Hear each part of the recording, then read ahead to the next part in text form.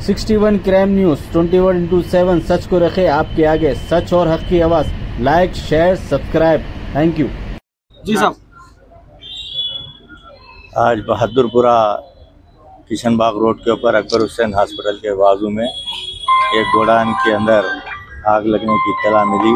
जैसे ही इत्तला मिली, हमारे कॉरपोरेटर्स जनाब मोहम्मद खादर साहब और हुसैनी पाशा साहब दोनों यहाँ पर पहुँच गए और इमीडिएट फायर बैरिकेड को भी यहाँ पर बुलाया गया और अल्हम्दुलिल्लाह आग को काबू पाने में कामयाबी हासिल हुई। अल्लाह के फजल व करम से कोई जानी नुकसान या ऐसा कोई होने वाला, लेकिन जो ये गोडाउन है, जो ओल्ड स्क्रैप के पूरे गाड़ियाँ टायर्स वगैरह होने की वजह से काफ़ी दिक्कत का सामना करना पड़ा, क्योंकि बहुत मशक्क़त के बाद में आग को काबू में लाया गया। क्योंकि आजू बाजू मकानात है, फिर बाजू में हॉस्पिटल है, उसके लेफ़्ट हैंड के ऊपर पेट्रोल पंप है। इन तमाम चीज़ें तीसरी या चौथी वक्त इस गोडाउन के अंदर आग लगी और हमने इमीडिएट ये जो यहाँ के ओनर है मुताल्लिक़ा, उनसे भी टेलीफोन पे बातचीत किए कि फ़ौरी इस गोडाउन को यहाँ से बर्खास्त किया जाए, क्योंकि रमज़ान का महीना है, आवाम काफ़ी नमाज़ों को वगैरह जा रहे थे।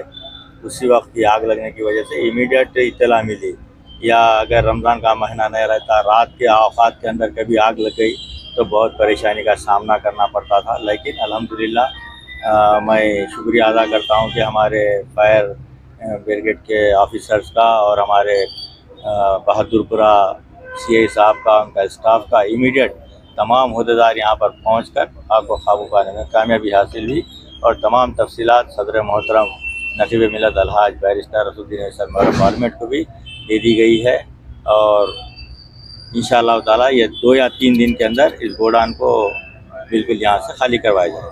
बहुत बहुत शुक्रिया। రోజు 7:45 Bahadurpura X road Kishanbagh road మీద కర్తలు టెలిఫోన్ చేయడంతో మా కార్పొరేటర్స్ మొహమ్మద్ ఖాదర్ గారు మరి హుసేని పాషా గారు చేరుకున్నారు.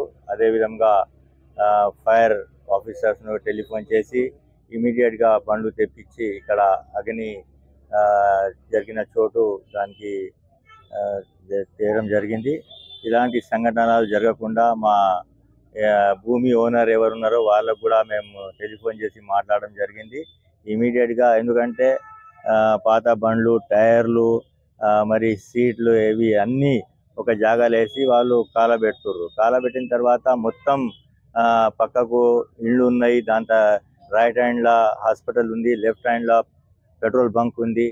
అది చూసుకుంటూ మరి ఈ విధంగా మళ్ళీ ఒకసారి కాకుండా చూసుకోవాల్సిన బాధ్యత మా పైన కూడా ఉంది. కాబట్టి మేము వాళ్ళకి అధికారులకు కూడా చెప్పడం జరిగింది. ఇమీడియట్గా దీనికి 2-3 రోజుల్లో మొత్తం ఇక్కడ ఉన్నటువంటి కార్ఖానాను మొత్తం ఖాళీ చేయాలని వాళ్లకు కోరడం జరిగింది. వాళ్ళు కూడా ఒప్పుకున్నారు, ఇమీడియట్గా మేము ఖాళీ చేస్తామని. లేకపోతే మేము కానూని కార్వాయి చేసి దానికి మళ్ళా సీల్ చేయాల్సి వస్తుందని వాళ్ళకు ఫుల్గా చెప్పేసినాం.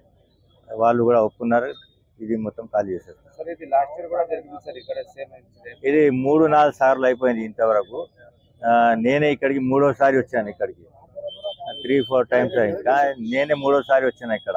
ఎందుకంటే ఇది మొత్తం టైర్లు ఉన్నాయి, టైర్లలో ఎవరైనా పుల్ల వేస్తే మొత్తం మంటలేసి ఇండ్లకు ఇప్పుడు చూస్తారు మీరు, 2nd ఫ్లోర్ వరకు వాళ్ళ పరదాలు కానివ్వండి, తలుపులకు మొత్తం వాళ్ళకు బ్లాక్ అయిపోయింది మొత్తం.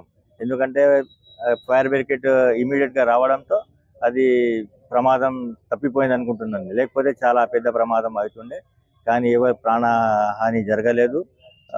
నష్టం టైర్లు గిర్లు కాలిపోయినాయి అంతే. Thank you.